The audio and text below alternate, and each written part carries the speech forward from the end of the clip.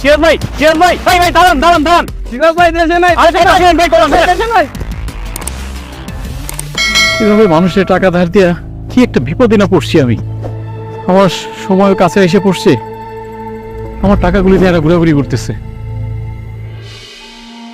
কিছু মনে করবেন না, টাকাটা আসলে খুবই দরকার আমার।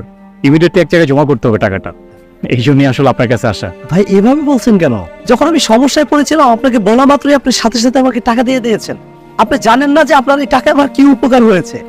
আজকে সমাজে সুদ বাদ দিয়ে মানে এভাবে করে টাকা ধার দেয়, আপনাদের মতো লোকদের সাথে তো সম্পর্ক ভালো রাখা উচিত ভাই।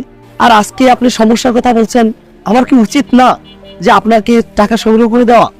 ধন্যবাদ ভাই আপনাকে, আপনি খুব অল্পতেই বুঝে গিয়েছেন। আসলে আমি অনেকেরই টাকা ধার দিয়েছি, কিন্তু আপনার মতন করে এইভাবে কেউ আমার সাথে আচরণ করে নাই। খুব খুশি হয়েছি ভাইয়া।